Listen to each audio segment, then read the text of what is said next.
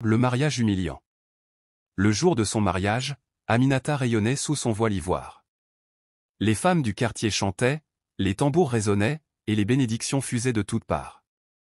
Elle regardait Karim, son époux, avec une tendresse sincère, persuadée qu'en lui choisissant, elle avait trouvé à la fois un compagnon et une famille. Dans ses yeux brillait l'espoir d'un avenir doux, construit sur la confiance et l'amour. Mais derrière les sourires figés et les accolades de circonstance, un froid glacial l'attendait. Dès que les cérémonies prirent fin et que les invités quittèrent la grande maison familiale, Aminata sentit le poids des regards méfiants. Ses beaux-parents, des gens durs, ancrés dans leurs habitudes, la jaugeaient comme on juge un intrus. Pour eux, Aminata n'était pas une épouse mais une étrangère, une bouche de plus à nourrir, une charge inutile. La première nuit dans sa nouvelle demeure marqua déjà le début des humiliations. Plutôt que de la traiter comme la nouvelle maîtresse de maison, on lui confia des corvées. Sa belle-mère, une femme au visage fermé et à la voix sèche, l'appela dans la cuisine et lui montra un panier de légumes. « Ici, on ne reste pas les bras croisés, dit-elle en la toisant. Tu as trouvé un mari, c'est bien. Maintenant, prouve que tu sais servir. » Aminata, surprise, acquiesça sans discuter. Elle coupa, lava, cuisina, alors qu'elle portait encore les bijoux offerts pour ses noces. Ses mains fines, habituées à tenir des livres et des plumes, se retrouvèrent tachées d'huile et de fumée. Karim, son mari, resta silencieux.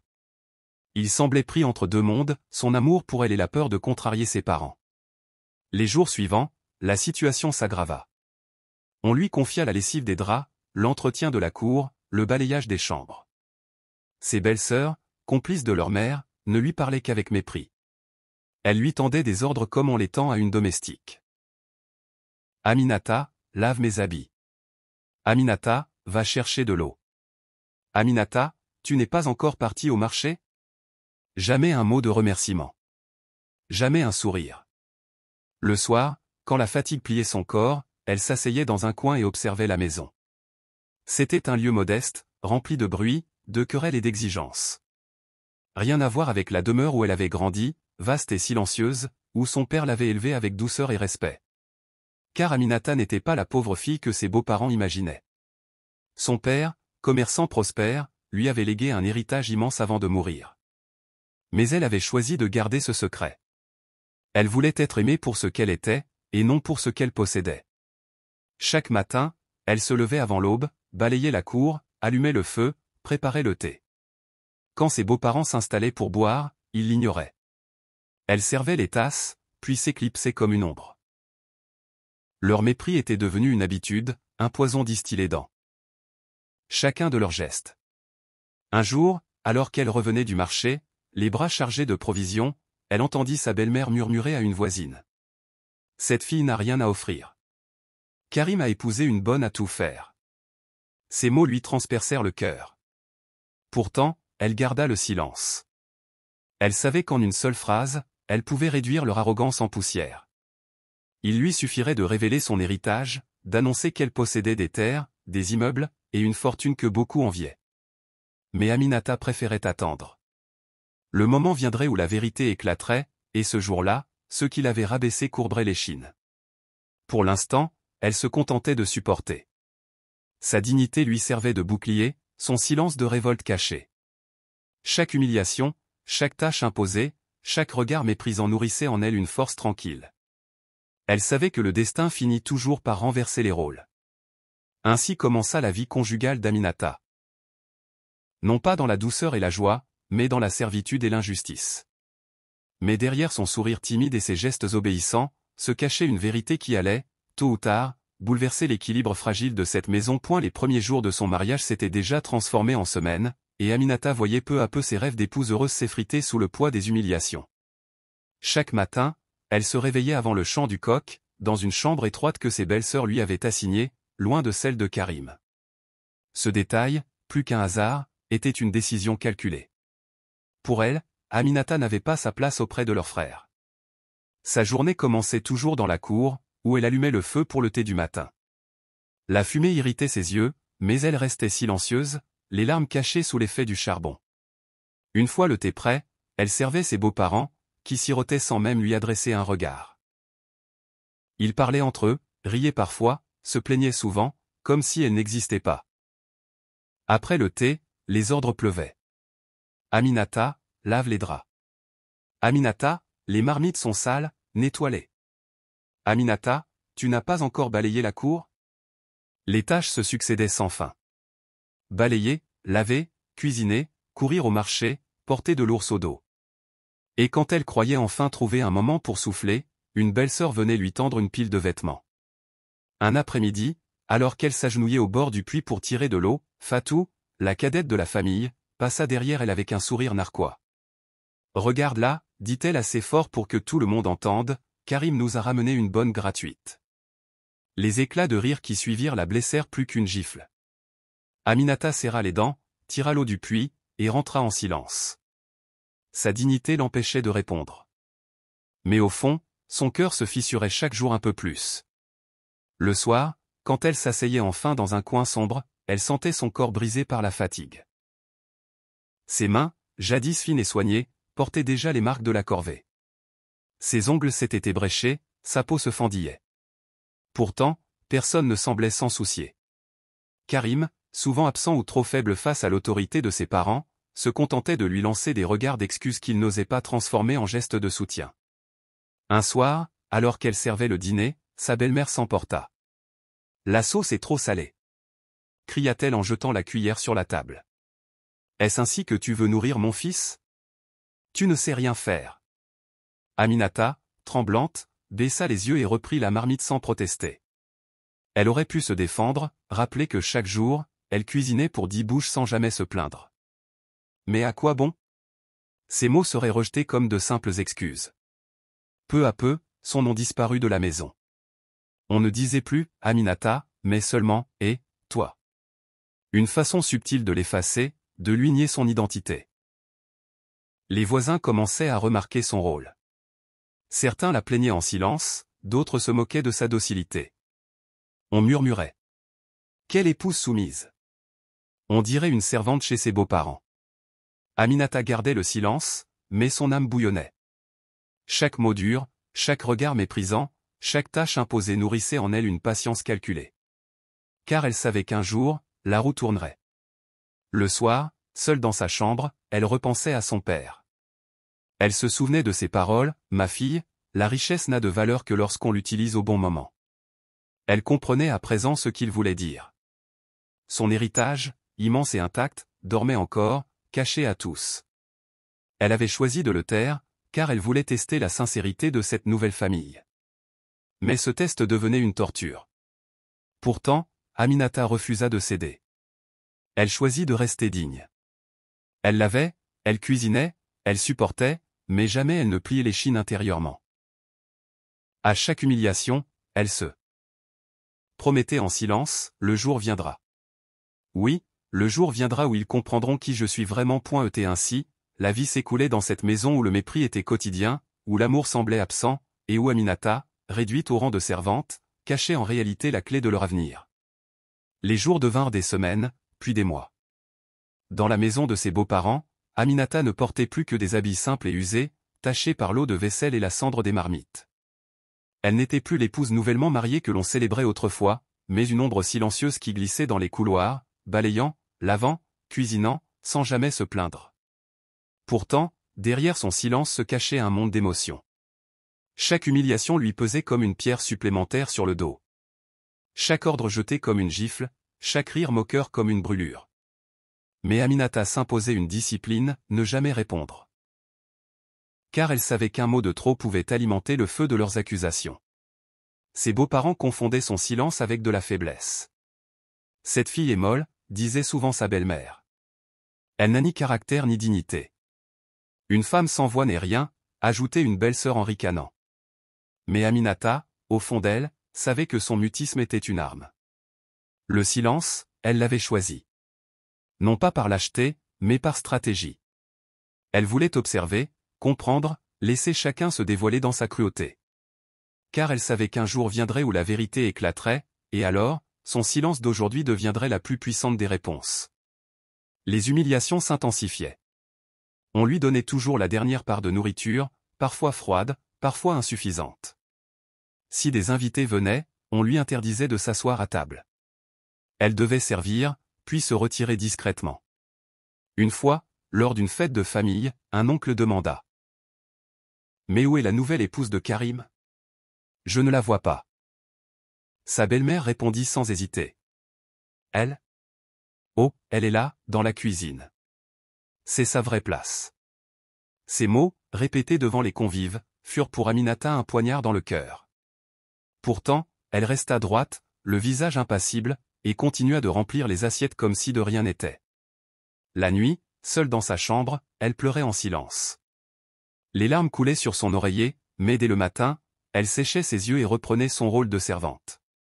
Elle priait souvent, demandant à Dieu la force de tenir. Parfois, elle se surprenait à douter, avait-elle eu raison de cacher sa fortune ? Si elle révélait la vérité, peut-être qu'il la respecterait enfin. Mais aussitôt, elle chassait cette idée. Car le respect acheté par l'argent n'était pas un vrai respect. Elle voulait que la vérité éclate au moment juste, non pour impressionner, mais pour faire justice. Le poids du silence se faisait de plus en plus lourd. Il l'isolait non seulement des autres, mais aussi de son mari. Karim, incapable d'affronter ses parents, s'éloignait peu à peu. Il se réfugiait dans son travail, rentrait tard, évitait les conflits. Parfois, il lançait à Aminata un regard coupable, mais sans jamais prendre sa défense. Ce mutisme conjugal ajoutait une nouvelle blessure, Aminata se sentait trahie non seulement par sa belle famille, mais aussi par l'homme qu'elle avait choisi. Les voisins, eux, observaient. Certains disaient qu'Aminata était une épouse exemplaire, capable d'endurer sans broncher. D'autres murmuraient qu'elle était faible, incapable de se faire respecter. Mais personne ne connaissait la vérité. Personne ne savait qu'Aminata possédait une fortune héritée de son père, fortune qui dormait, intacte, attendant le moment d'être révélée. Chaque humiliation, chaque larme contenue, devenait une pierre posée dans son cœur. Le silence lui pesait comme une montagne, mais en même temps, il aiguisait sa patience. Elle ressemblait à une flamme fragile que le vent essaie d'éteindre, mais qui, au lieu de disparaître, s'intensifie en secret. Et ainsi, Aminata continuait à vivre comme une servante, supportant l'indifférence de son mari, les mépris de ses beaux-parents, et les railleries de ses belles-sœurs. Son silence, loin d'être une soumission, devenait un fardeau qu'elle portait avec dignité, dans l'attente du jour où ce même silence ferait trembler ceux qui la piétinaient. Le poids était lourd, mais Aminata le portait comme une reine invisible. Car elle savait, au fond d'elle, qu'aucun secret ne peut rester enfoui éternellement. Le silence d'Aminata avait été son armure pendant de longs mois. Mais comme toute armure, il commençait à se fissurer sous le poids des humiliations accumulées. Chaque jour, elle se levait avant l'aube, chaque jour elle servait sans jamais recevoir une parole douce, chaque jour elle portait son fardeau. Mais au fond d'elle, une petite flamme s'était allumée. Ce n'était pas encore un incendie, mais une étincelle, discrète et tenace, qui allait changer son destin. Tout commença un matin. La belle-mère d'Aminata, de plus en plus dure avec elle, la força à porter de lourds sacs de riz depuis le marché jusqu'à la maison. Sous le soleil de plomb, Aminata pliait sous le poids, la sueur dégoulinant de son front. Les passants la regardaient avec pitié, certains murmurant. Comment une épouse peut-elle être traitée ainsi ? Lorsqu'elle rentra, épuisée, ses belles-sœurs éclatèrent de rire en voyant son pagne trempé de sueur. « Regarde-la, dit Fatou, on dirait une vraie bête de somme. » Cette fois, Aminata ne répondit pas, mais son regard changea. Elle ne baissa plus les yeux. Elle fixa Fatou d'un air calme mais ferme, un regard qui fit taire un instant les rires. Ce fut un geste minuscule, mais pour Aminata, c'était la première révolte, refuser d'être écrasée même en silence. Quelques jours plus tard, l'étincelle devint plus claire. La famille organisait un repas avec des invités. Comme toujours, on confia à Aminata toutes les préparations. Elle cuisina des plats copieux, dressa la table, servit avec soin. Mais quand vint le moment de s'asseoir, sa belle-mère la repoussa. « Pas de place pour toi ici, va manger dans la cuisine. » Ce soir-là, Aminata sentit son cœur exploser. Elle obéit, mais au lieu de se cacher, elle s'assit dans un coin visible, un simple bol de riz dans les mains, et mangea lentement, dignement, sous le regard des convives. Certains invités, choqués, échangèrent des murmures. Comment osent-ils traiter leur belle-fille ainsi ? La honte changea de camp. Sa belle-mère tenta de justifier. Elle aime manger seule, c'est son choix. Mais personne n'y crut. Pour la première fois, Aminata avait transformé son humiliation en miroir, renvoyant l'injustice au visage de ceux qui la commettaient. Le soir, dans sa chambre, elle se regarda dans le petit miroir fissuré qu'elle gardait précieusement. Elle vit ses traits tirés, ses mains usées, mais aussi une force nouvelle dans ses yeux. Assez, pensa-t-elle. Leur mépris ne me brisera pas. Je ne suis pas une servante. Je suis la fille d'un homme qui m'a donné un nom, une dignité, et une fortune qu'ils ignorent. Dès lors, son attitude changea subtilement. Elle continuait d'accomplir ses tâches, mais sans courber l'échine. Ses gestes étaient plus assurés, son regard plus direct. Elle ne riait pas avec eux, mais elle ne fuyait plus leur regard. Quand on lui lançait des ordres, elle les exécutait, mais avec une lenteur calculée, comme pour rappeler que son obéissance n'était plus automatique. Un soir, Fatou tenta de la provoquer encore. « Et toi, va laver mes habits tout de suite. » Aminata la fixa longuement avant de répondre d'une voix douce mais ferme. « Je le ferai après avoir terminé ce que je fais. » Ce fut une phrase banale, mais dans cette maison où sa voix n'avait jamais compté, elle résonna comme un coup de tonnerre. Fatou resta bouche bée, incapable de répondre. C'était la première fois qu'Aminata posait une limite, aussi petite soit-elle. Cette étincelle de révolte redonna à Aminata une nouvelle énergie. Chaque nuit, elle repensait à son père, à son héritage, à l'avenir qu'elle s'était promis. Elle commença à se dire que le temps du silence éternel touchait à sa fin. Elle ne voulait pas encore révéler son secret, mais elle savait que son heure viendrait. Une heure où elle ne se contenterait plus de résister, mais où elle ferait plier ceux qui l'avaient rabaissée.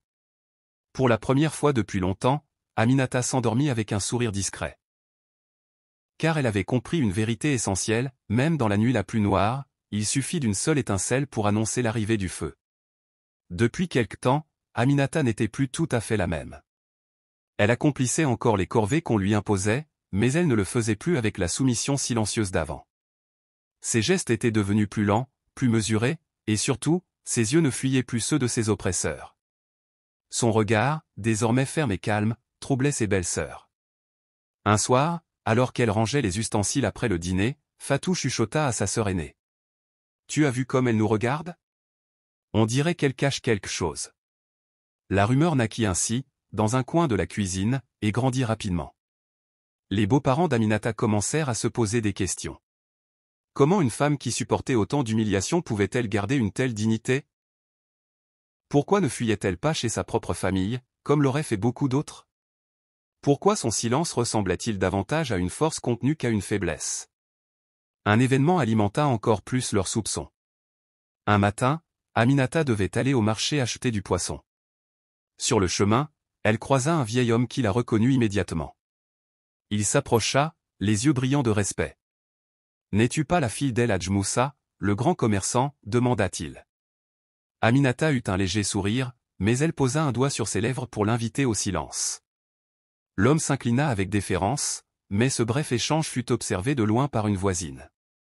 Le soir même, la rumeur circulait déjà, Aminata n'était pas une simple épouse sans fortune, mais la fille d'un riche commerçant disparu. Lorsque sa belle-mère apprit cette rumeur, elle fronça les sourcils.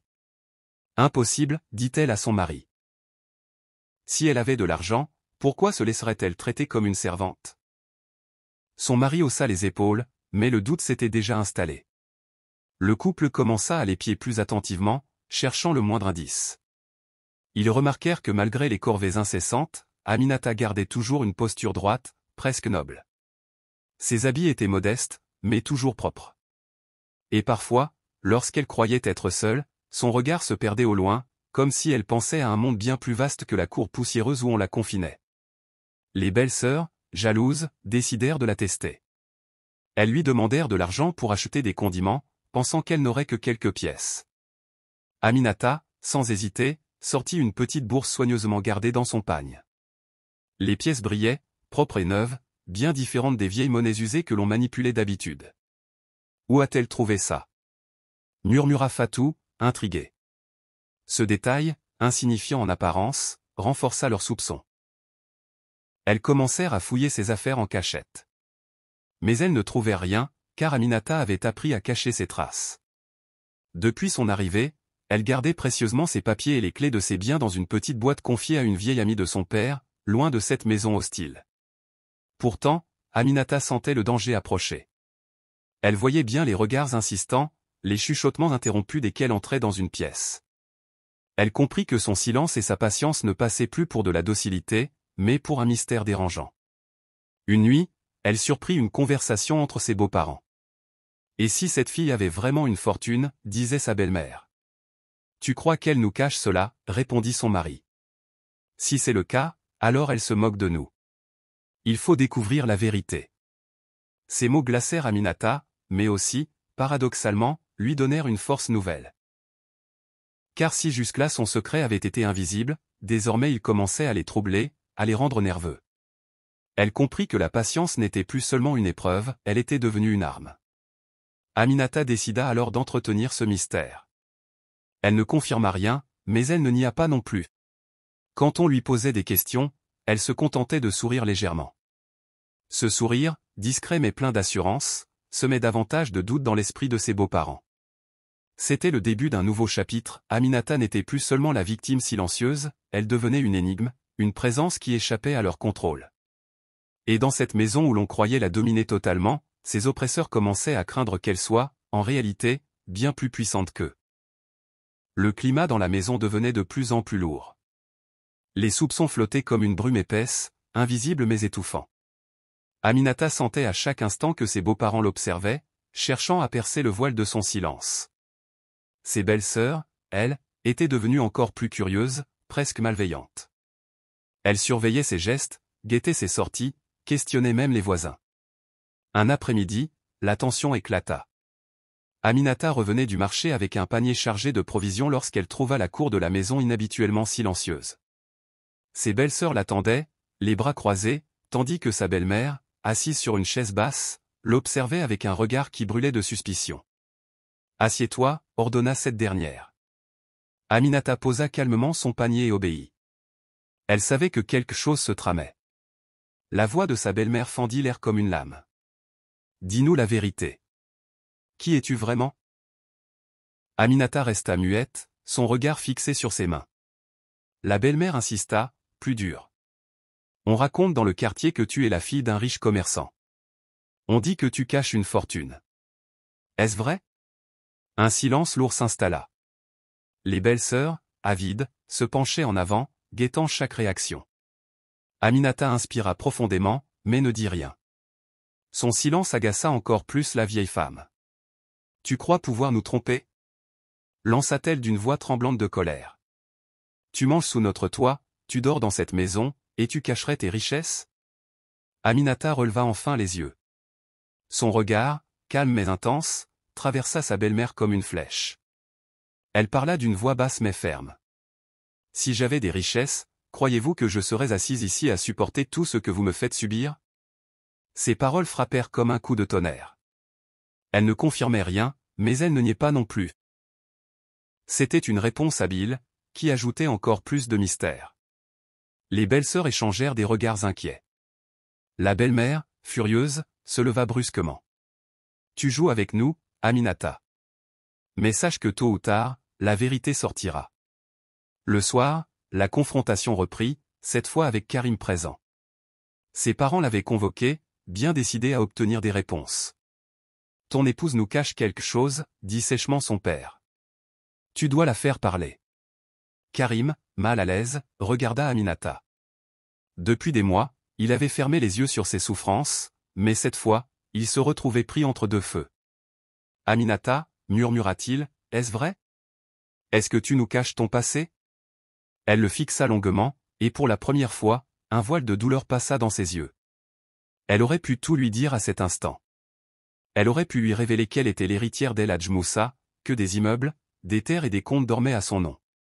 Mais elle se retint. Karim n'avait jamais eu le courage de la défendre.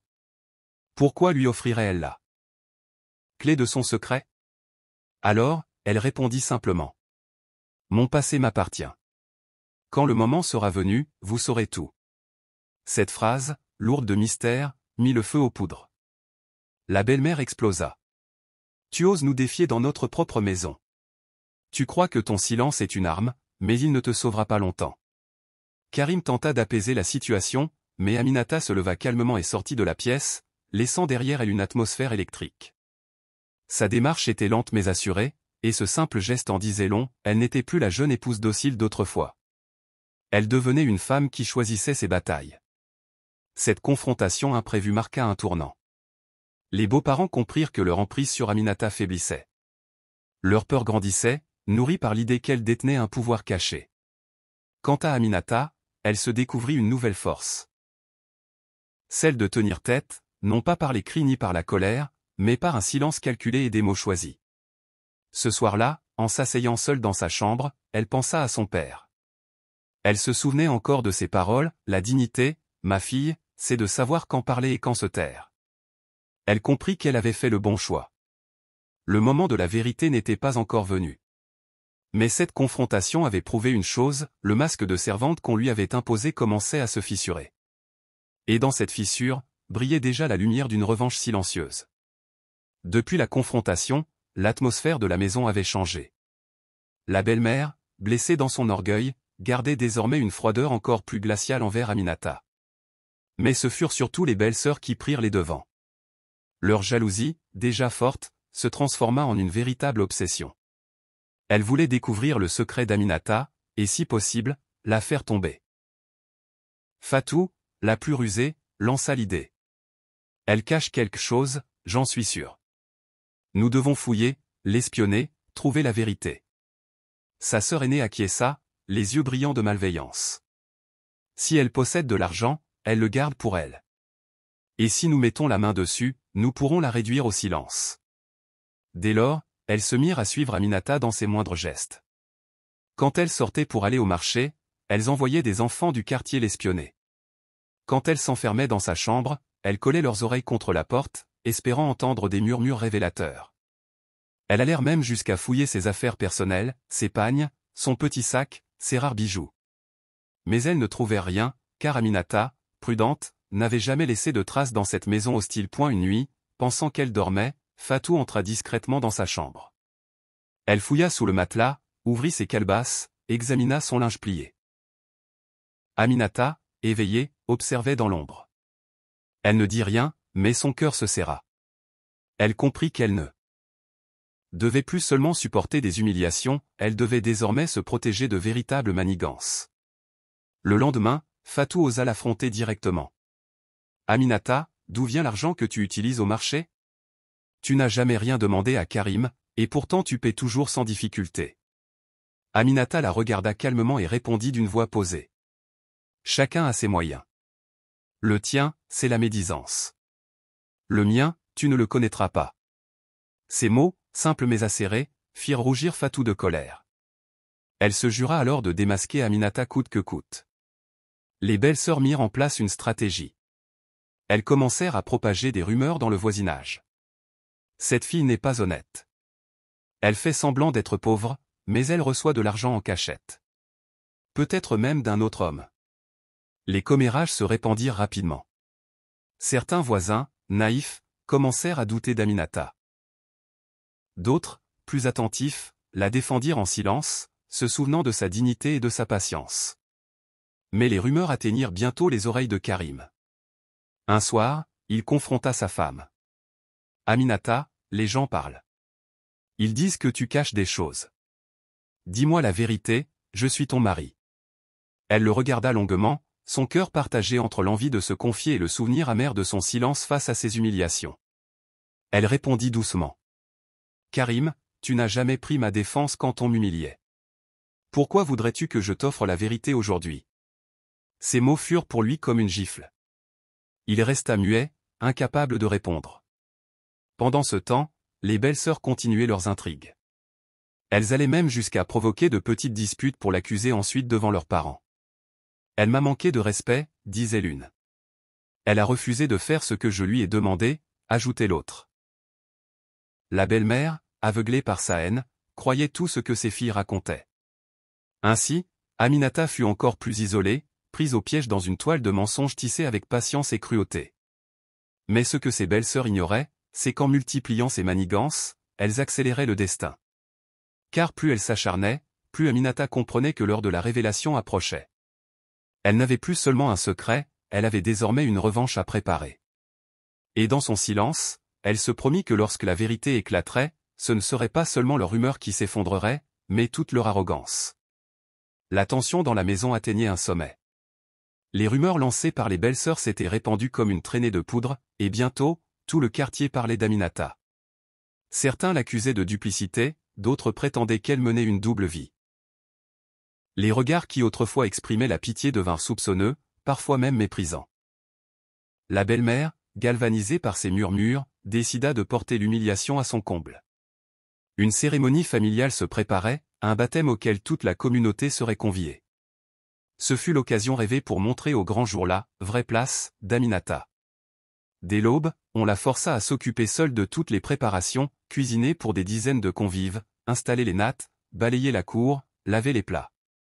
Ses belles-sœurs, elles, se pavanèrent dans de belles robes colorées, leurs mains couvertes de henné, leurs rires fusant comme des flèches. Personne ne vint l'aider, pas même Karim, qui observait en silence, prisonnier de sa lâcheté. Quand les invités arrivèrent, Aminata était encore penchée sur les marmites brûlantes. Elle portait un pagne simple, trempé de sueur, ses cheveux mal attachés, son visage fatigué.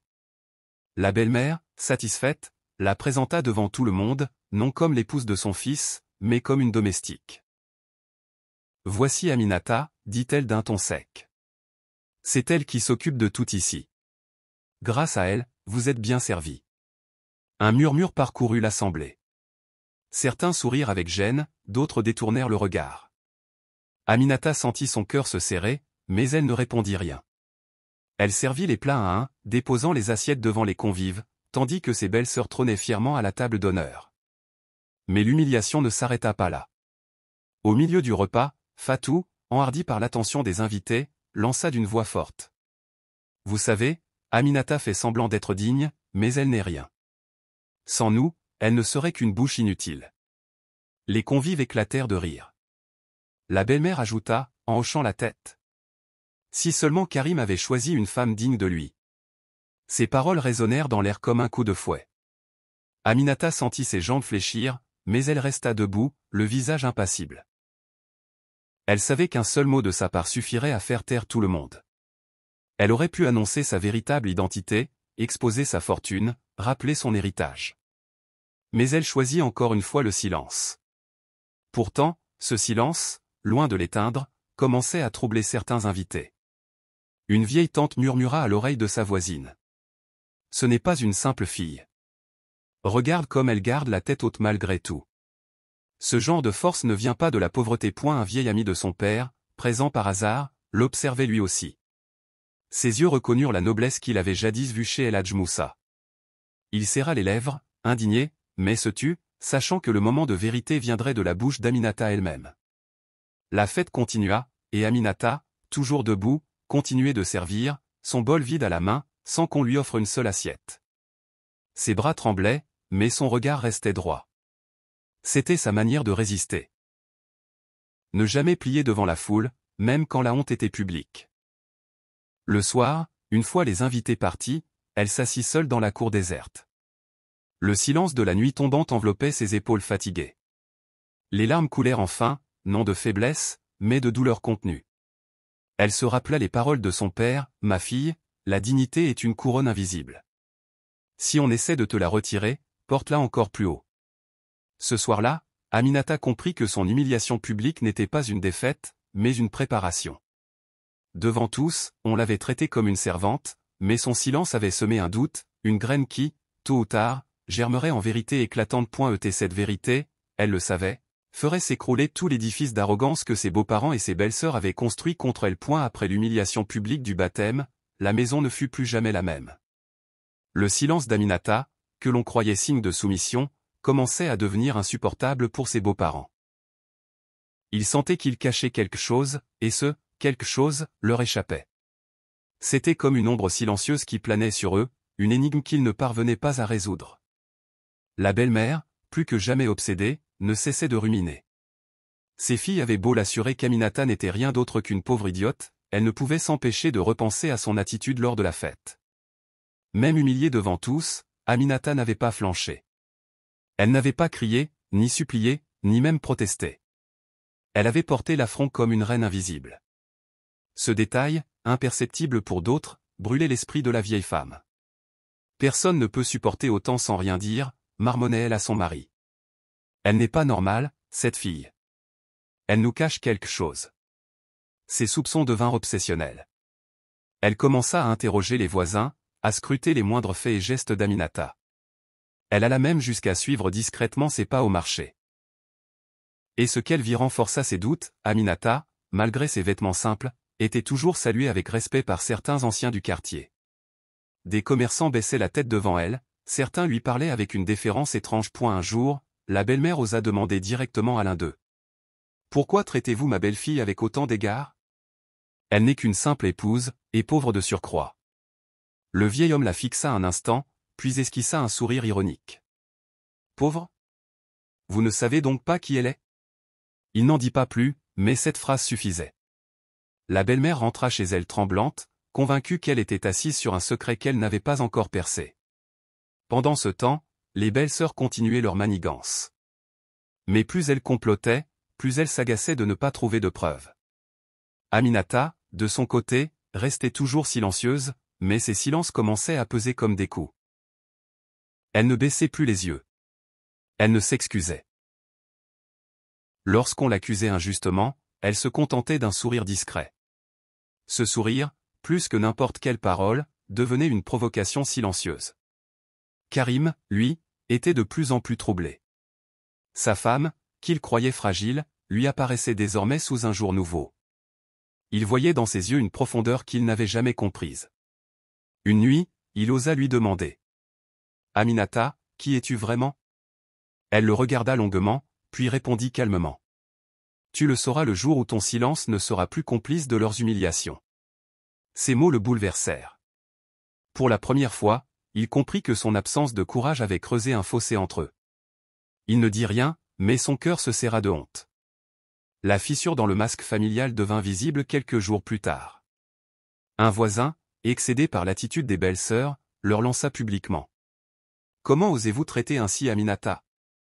Vous ne savez pas la chance que vous avez. » La remarque, prononcée devant d'autres témoins, sema la confusion. Les belles-sœurs tentèrent de rire, mais leur malaise était évident. Aminata, elle, resta impassible, mais au fond d'elle, elle sentit que le moment approchait.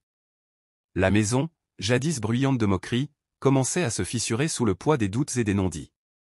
Chaque humiliation lancée contre Aminata revenait désormais comme un boomerang, éveillant des regards soupçonneux parmi les voisins, et même parmi certains membres éloignés de la famille. La belle-mère, obsédée par l'idée que sa belle-fille lui échappait, en perdit le sommeil. Ses filles, autrefois sûres d'elle, commençaient à craindre qu'elles aient réveillé un feu qu'elles ne pourraient plus éteindre. Et Karim, tiraillé entre sa famille et sa femme, se sentait de plus en plus étranger dans sa propre maison. Ainsi, le masque que ses beaux-parents avaient imposé à Aminata, celui d'une servante sans valeur, se fissurait peu à peu. Derrière ce masque apparaissait une vérité éclatante, trop puissante pour être contenue encore longtemps. Et Aminata le savait, l'heure de la révélation approchait. Partie dit la révélation éclatante. Le climat dans la maison était devenu irrespirable. Les soupçons avaient rongé les beaux-parents au point de les rendre nerveux, irascibles, presque paranoïaques. Chaque silence d'Aminata, chaque sourire discret, chaque regard assuré était interprété comme une provocation. Il ne voyait plus en elle une épouse soumise, mais une énigme dangereuse, une vérité qu'il craignait sans oser l'affronter. L'occasion de tout faire basculer arriva lors d'une grande réunion familiale. On célébrait le retour d'un oncle parti depuis plusieurs années. Toute la maison était remplie d'invités, de voisins, de notables du quartier. Les belles-sœurs, comme à leur habitude, se paraient de leurs plus beaux vêtements. La belle-mère, fière, s'assit à la place d'honneur, surveillant Aminata du coin de l'œil. Mais cette fois, quelque chose avait changé. Aminata, au lieu de rester en cuisine comme on le lui imposait toujours, prit place calmement parmi les invités. Elle portait un simple boubou blanc, propre et élégant, sans bijoux ostentatoires, mais sa posture et son regard imposaient une dignité silencieuse qui attira aussitôt l'attention. La belle-mère explosa devant tous. « Comment oses-tu t'asseoir ici ? Retourne dans la cuisine, ta place n'est pas parmi nous. » Un murmure parcourut l'assemblée. Les regards se tournèrent vers Aminata. Certains attendaient qu'elle obéisse, d'autres guettaient une réaction. Mais cette fois, elle ne bougea pas. Elle se leva lentement, fixa sa belle-mère droit dans les yeux, et d'une voix calme mais ferme, elle répondit. « Ma place n'est pas dans la cuisine. Ma place est là où la dignité m'appelle. » Un silence de plomb s'abattit. Les convives se figèrent, surpris par le ton assuré d'Aminata. Ses belles-sœurs éclatèrent de rire nerveusement, mais leur hilarité s'éteignit aussitôt lorsqu'un vieil homme s'avança. C'était l'ami fidèle de son père, invité par hasard à cette cérémonie. Il déclara d'une voix grave. « Vous osez humilier la fille d'El Hadj Moussa devant toute l'assemblée? Savez-vous seulement qui elle est ?» Les chuchotements se transformèrent en exclamations. Beaucoup connaissaient ce nom. El Hadj Moussa avait été l'un des plus grands commerçants de la région, un homme respecté pour sa richesse mais aussi pour son intégrité. Son héritage n'était un secret pour personne. La belle-mère blêmit. « Impossible, balbutia-t-elle. Si elle était vraiment sa fille, elle ne serait pas ici, à supporter tout ça. » Aminata prit alors la parole, sa voix résonnant avec une force nouvelle. « J'ai choisi le silence, non pas par faiblesse, mais pour voir vos cœurs tels qu'ils sont. J'ai supporté vos humiliations, vos moqueries, vos injustices. Je voulais savoir si vous pouviez m'aimer pour ce que je suis, et non pour ce que je possède. Mais aujourd'hui, je ne me tairai plus. Oui, je suis la fille d'El Hadj Moussa. Oui, j'ai hérité de ses biens, de ses terres, de ses immeubles, de ses comptes. Je possède plus que tout ce que cette maison pourrait rêver. » Un frisson parcourut l'assemblée. Les voisins se regardaient avec stupeur. Les belles-sœurs, abasourdies, restaient muettes, et Karim lui-même baissa la tête, honteux de n'avoir jamais défendu sa femme. Aminata continua, ses yeux brillants de larmes contenues. « Vous m'avez traité comme une servante alors que j'étais une reine dans vos murs. Mais retenez ceci, ce n'est pas ma fortune qui me donne ma dignité. Ma dignité, je la porte en moi, et aucune humiliation ne peut l'effacer. » Les invités, émus, acquiescèrent. Certains se levèrent même pour la saluer avec respect. La belle-mère, écrasée par la honte, tenta de balbutier des excuses, mais il était trop tard. Le masque qu'ils avaient imposé à Aminata s'était brisé à jamais. Ce jour-là, la vérité éclata comme un éclair dans le ciel sombre. Aminata n'était plus la jeune épouse soumise qu'il croyait dominer. Elle devint aux yeux de tous un symbole de patience, de dignité et de force silencieuse. Et dans le silence qui suivit, chacun comprit la leçon, on ne doit jamais juger ni rabaisser une personne sans connaître la profondeur de son histoire. Car parfois, derrière les habits simples et les corvées imposées, se cache une grandeur que rien ni personne ne peut étouffer.